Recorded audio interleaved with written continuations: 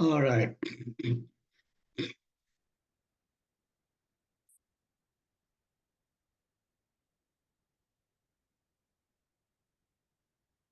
Hello and welcome to the new presentation. Today we are going to discuss this topic which is called helping people develop and grow. This is yet another very important topic in business psychology um, context. So what we are going to discuss today are a couple of things. This is about what is called mentoring, what mentors do, then what is the benefits of mentoring, what is coaching, what coaches do, benefits of coaching, differences between monitoring and coaching, differences between training and coaching, and finally, dealing with difficult people, including bullies that we find in the organization. So there are a number of very interesting topics that we are going to discuss over here. The reason this topic is so important is because, in organizations, anywhere when somebody starts working as a new employee, he is a bit, kind of novice and wants to understand a lot of things, not only the task and the job, but also about the people around, the organizational culture, do's and don'ts, and how, best to sort of manage one's career, do the good job, and so forth. So that's why all organizations want that their employees should do the best in their role, and for which they also organize a lot of programs to develop them, to help and develop them and grow their career. And these mechanisms are called mentoring, coaching, as well as training. So we are going to discuss a little bit of each of them. And then after that, we will discuss about, in organizations, there are some people who are having behavioral issues. They are dysfunctional because of certain personality traits and things like that. And we encounter, problems with these people during the work. So how to deal with, such difficult people, we'll discuss about a little bit about that also. And finally, if somebody is being bullied, then what he or she should do in the organization. So these are some of the things that inshallah will be discussing today.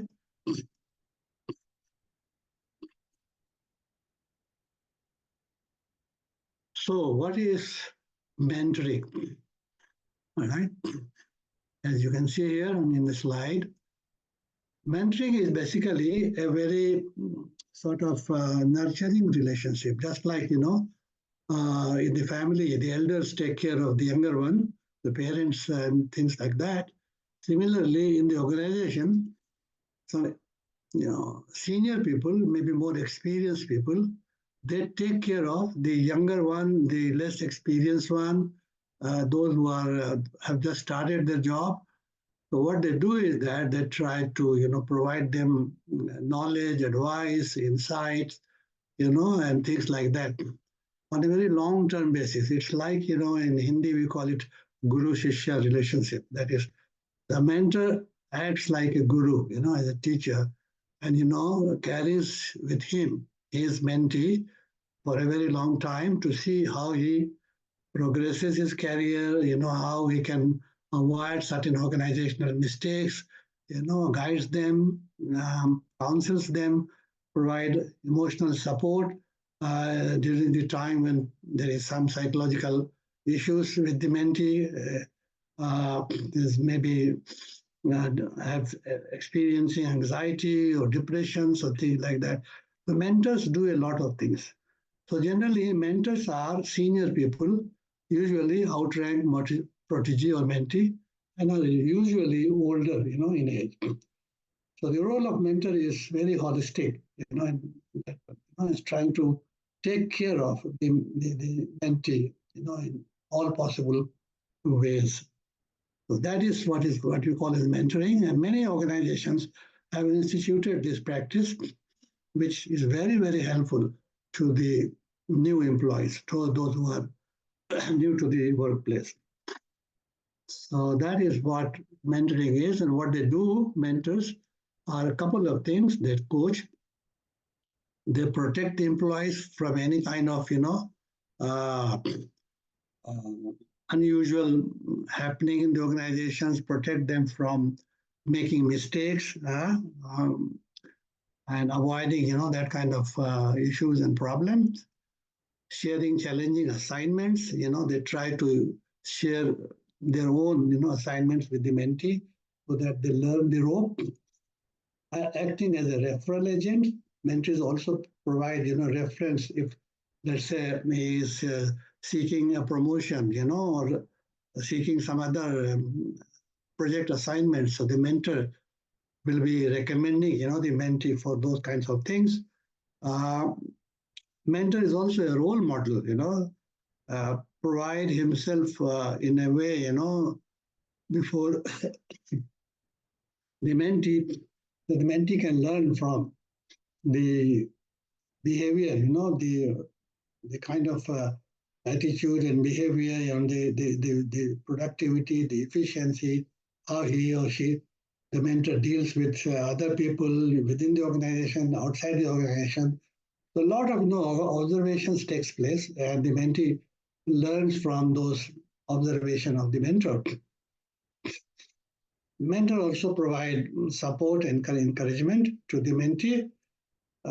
Do counseling during the time if the mentee is having some kind of an emotional issue, and also explains the ropes. That is, the mentor try to also teach the mentee about the organizational culture, the work culture, what he should do, what he should not do, within the organization, in order to avoid any kind of trouble. So there are a number of benefits of mentoring. The benefits could be wisdom transfer. The mentor transfers his own knowledge, long-term knowledge and experience to the mentee. Personalized guidance, right? Career development helps the mentee in his career advancement, and providing emotional support, like I told you about the counseling things, right?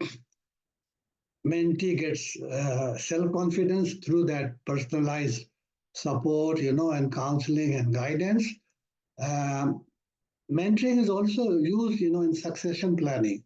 You might have heard about in the olden days, the kings, when they had their own sons in the line of succession, they would assign some mentor, some guru, to their son who would be succeeding him, and then this guru would teach him all the skills, all the uh, things that he should know in order to become a king himself. Similarly, in the organizational context also, mentors do the same thing. Try to train the mentee towards a bigger role, maybe in the leadership role or some other important roles. So mentoring is also very useful in the succession planning. And of course, in culture building, that is, mentor also teaches, as I told you, about the do's and don'ts within the organization. All right, through a lot of personalized teachings, like telling them the stories that what happened, during the past when somebody did this or somebody did that, and through those stories, a lot of organizational culture things are being transmitted from the mentor to the mentee. So that helps the mentee in understanding the work culture or the organizational culture. So what are the benefits to the organization for having this mentoring program? Of course, mentor passes along or transfers valuable knowledge to the protege or the mentee. Many times, this knowledge is tacit knowledge. That is the knowledge which cannot be found in the manuals, which cannot be explicitly, documented. Rather, it is tacit, it is in the mind of the mentor, and he can only tell through maybe through stories. So when he says some stories about the past things that has happened in the organization, those stories are a very powerful source of learning in terms of learning basically the culture of the workplace, the organizational culture and things like that. The mentor is very good in terms of teaching the mentee about the organizational culture. Uh, Mentoring increases job satisfactions of the people mentored. So there are a lot of research studies on this, which says that the mentoring program is very useful because when this is there, the mentees get more happy and satisfied because there is somebody who is going to take care of him on a long-term basis. So that this makes them happy and satisfied. Also, employees who receive mentoring are more likely to be emotionally committed to the organization and thereby they stay longer. So that is another advantage of mentoring, that people who are being mentored, they get emotionally committed to the mission and vision of the organization, and that makes them stay with that organization rather than leave.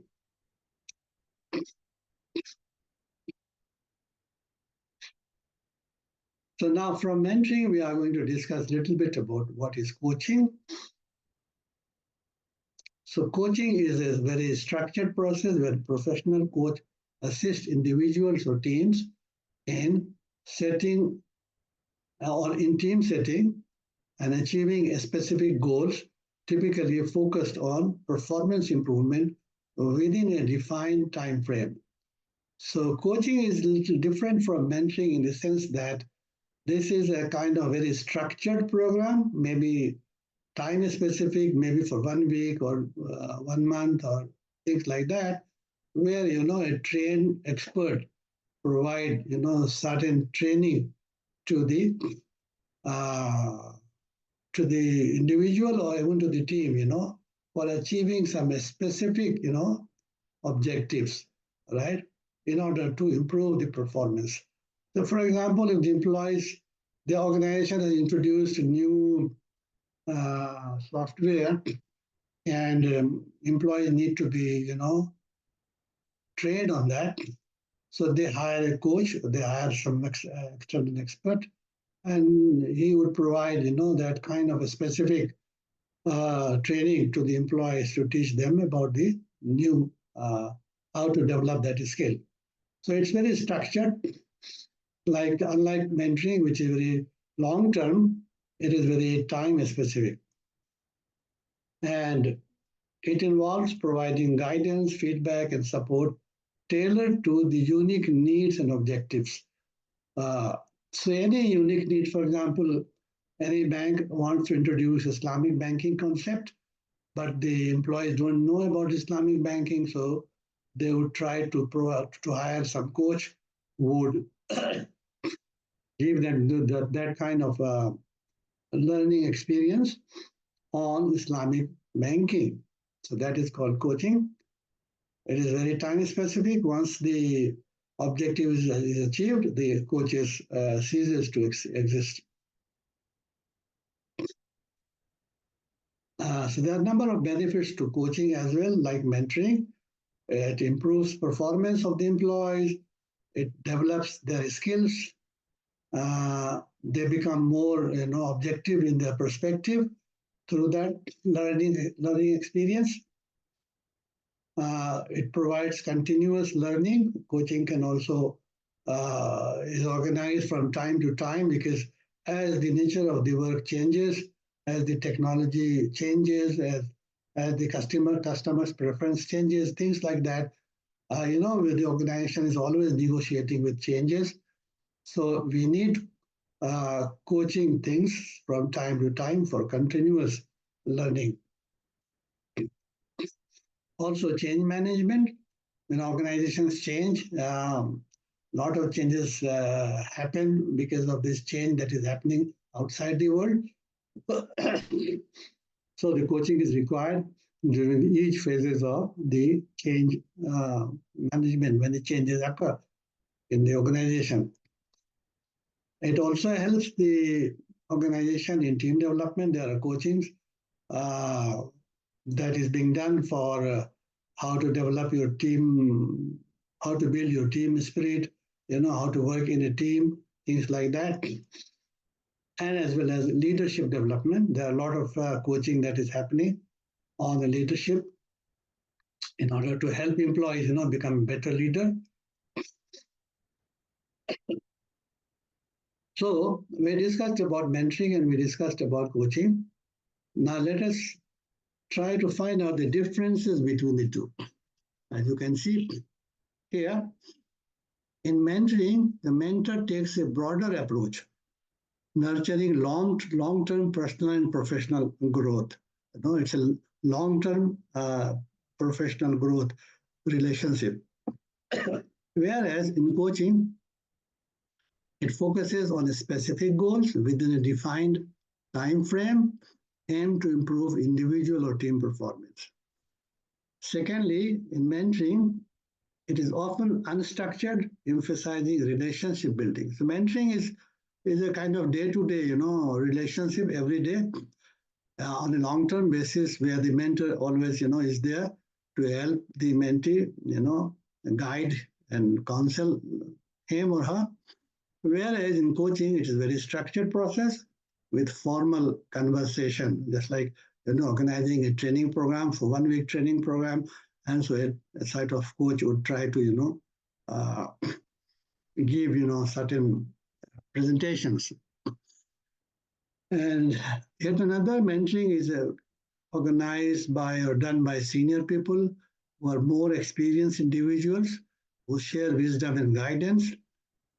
Whereas coaching is done by some experts in very specific skills.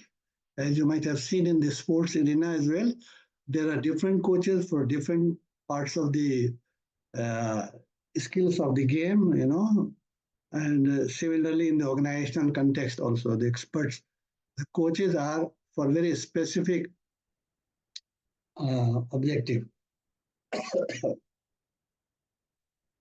Finally, mentoring is more holistic and relationship based, whereas the coaching is more goal oriented and very skill focused. So I hope that there are some differences between the two is obvious to all of you. All right.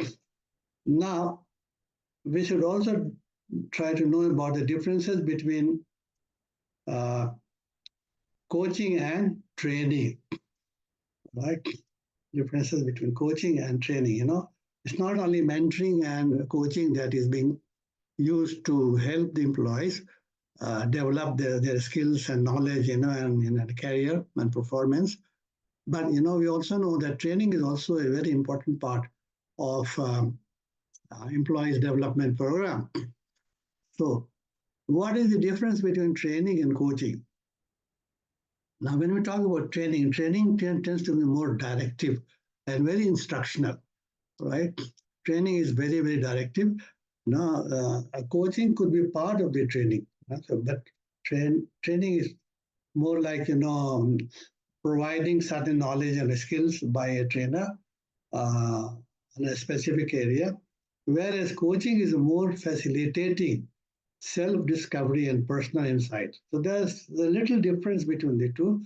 It is more directive. Coaching is more kind of directive, whereas training is more of a directive, whereas coaching is more kind of facilitative in the nature that the coach basically try to sort of facilitate, the coaching for insight and self-understanding, self-discovery. So a lot of techniques difference are there between the two, training and coaching. Training also may involve workshops, courses, or seminars, whereas coaching involves ongoing support and development. So this is another one that there can be different ways of providing training to the employees, like involving organizing workshops or certain training courses, or even having some seminars kind of things.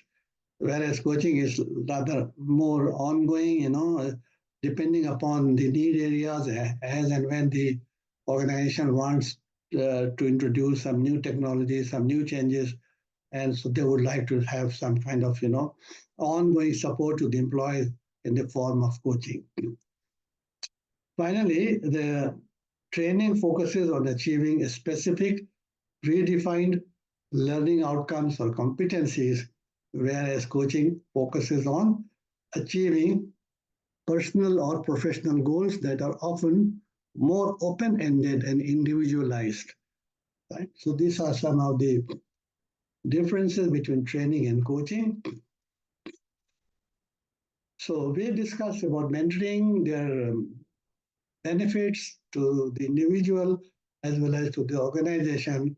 Also discussed the coaching and the benefits that it provides to the employees and the organization, and the differences between mentoring and coaching as well as coaching and training. So now we move on to discuss what is called as managing difficult people.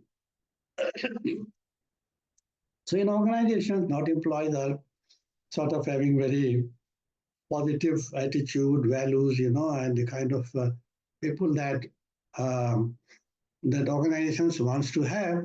They may also end up with some people who prove to be difficult,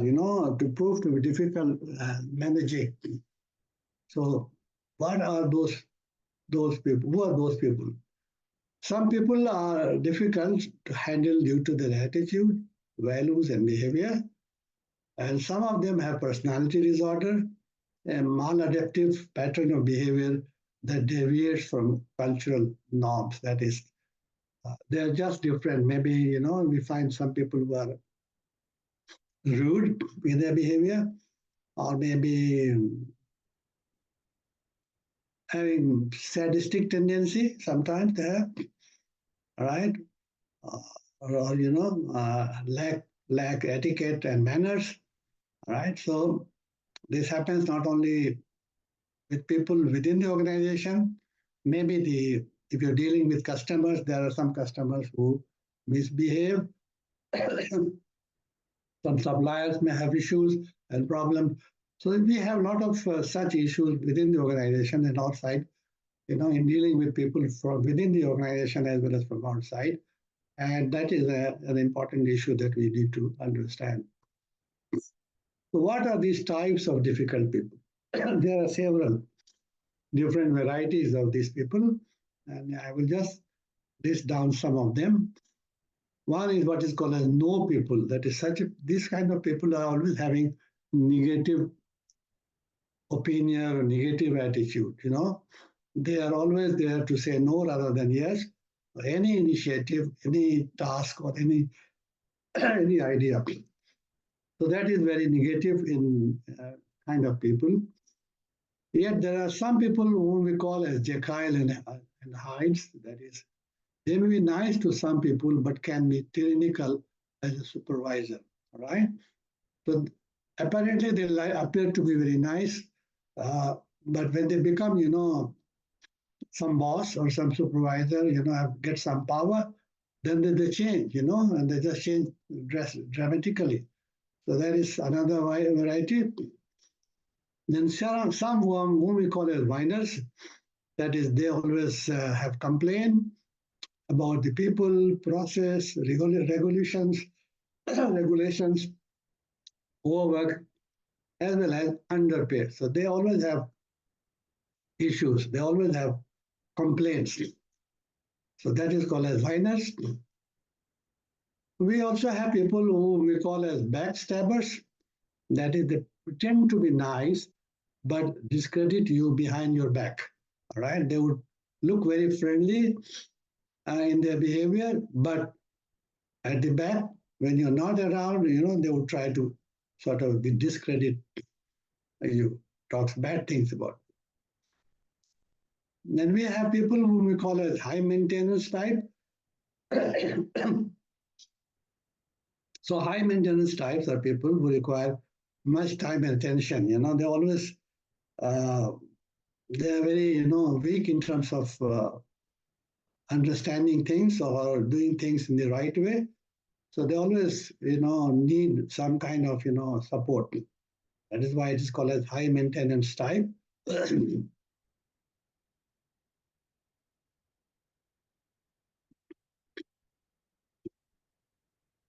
Yes, there are some more. One is called as know-it-alls. That is, these are the people who are experts on anything.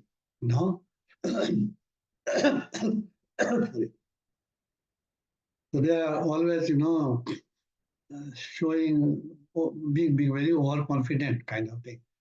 So know-it-all, experts on everything. Some are blamers, never solve own problems, and will blame others for any uh, poor performance. All right. Then there are some who we call as gossipers. So they always spread negative rumors. We also have what we call as bullies. So always they coax and intimidate others. Um, they there are others which we call as exploders. That is, they are prone to get angry, quickly, show a lot of temper tantrums, exploders.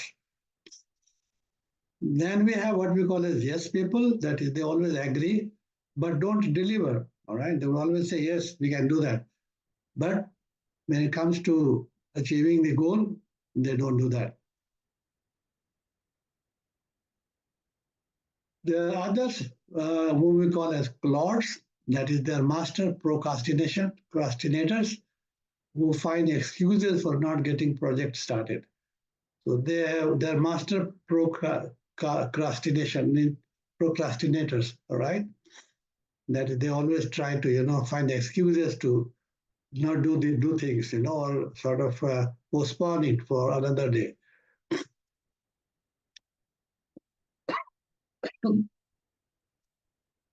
Then another one is called minimalist.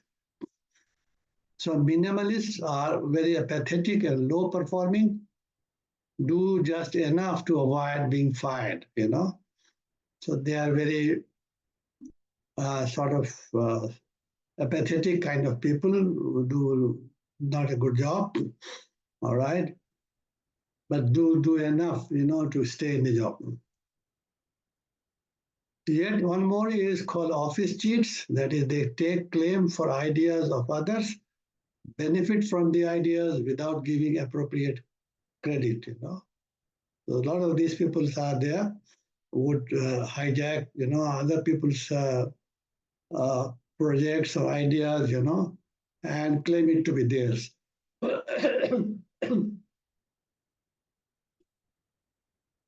So as we saw, the number of such problem people in the organizations, unfortunately, there is no wonder tactics that have been developed to deal with all of these.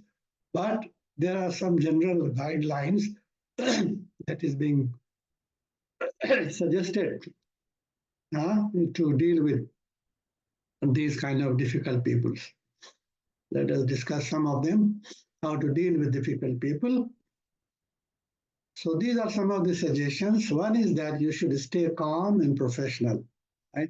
When you're dealing with somebody who is showing you temper tantrums, or maybe even slow in their work, all right, you should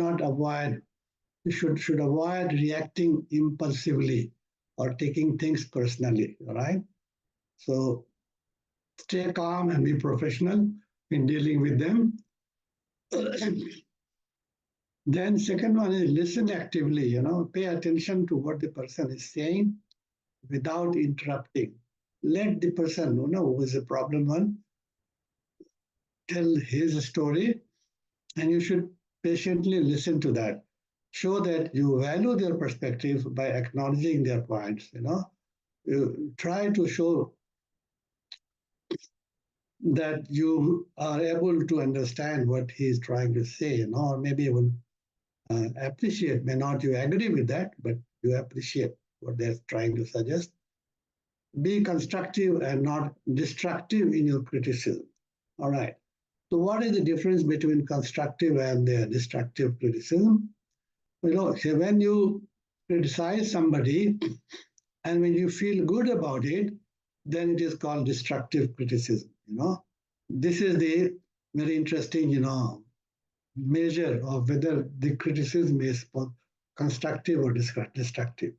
If you criticize and you feel good about it, you're happy about it that you have done something to sort of cut that person to the size, then that is called destructive. So you should not do that. Dealing with people, you should be very constructive. Try to provide, solutions rather than, um, just destroy that person's self-confidence. Try to focus on solution. Shift the conversation from problems to potential solutions. Encourage a difficult person to contribute ideas for resolving the issue. Right? Try to, direct the conversation not toward discussing only the problem, rather through some kind of an interaction, try to encourage that person to provide some solution or why you are not able to achieve your goal, or why some people are not happy with you for your behavior.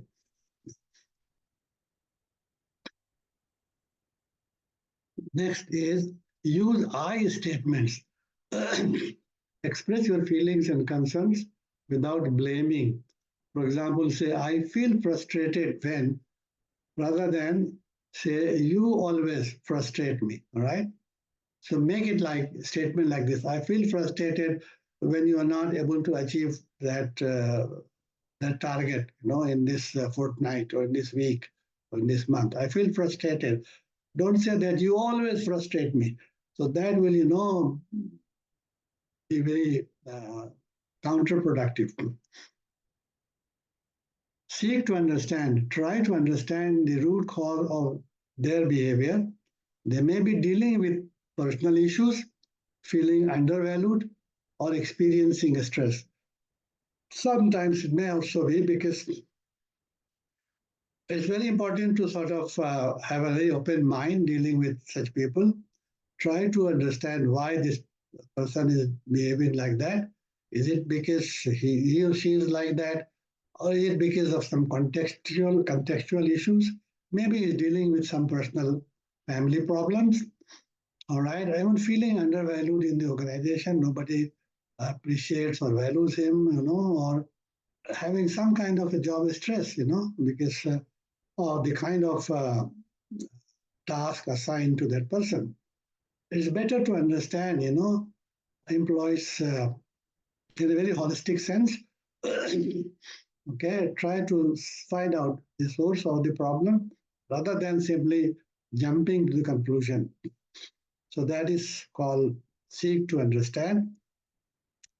And stay positive, maintain a positive attitude and focus on the person's strengths and contributions. Positive reinforcement can sometimes improve behavior. So if you recognize, any small good things in that employee, in that person, recognize that, if you do that, the person will feel good about it. And naturally, it is a positive reinforcement, and the person will try to repeat those good things, in future. So stay positive. Next is document interactions.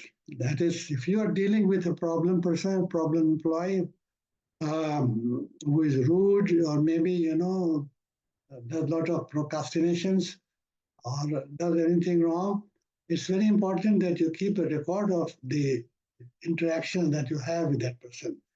Why? Because documentations can be useful for future reference and informal HR processes, right? If those things are being documented, then it can be used later on if, let's say, that employee is being, the HR try to find reasons why this employee should be fired from the job. Okay.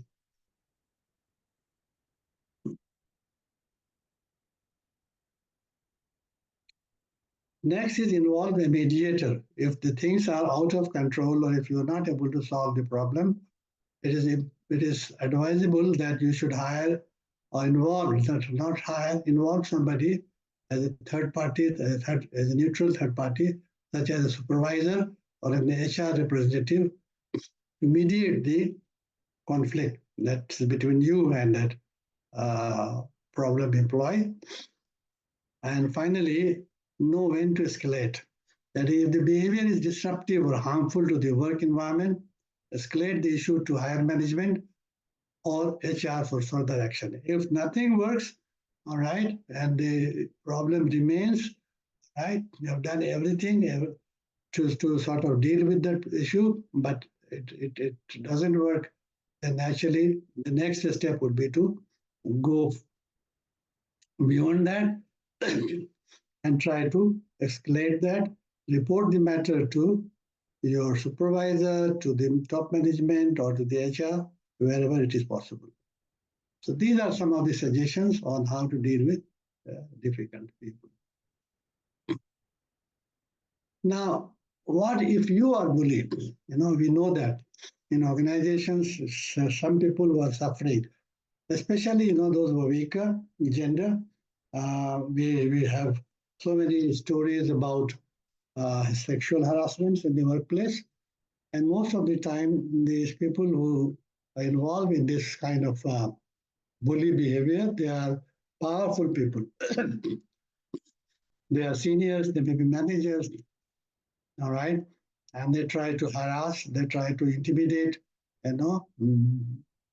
seek favor and things like that, sexual favors.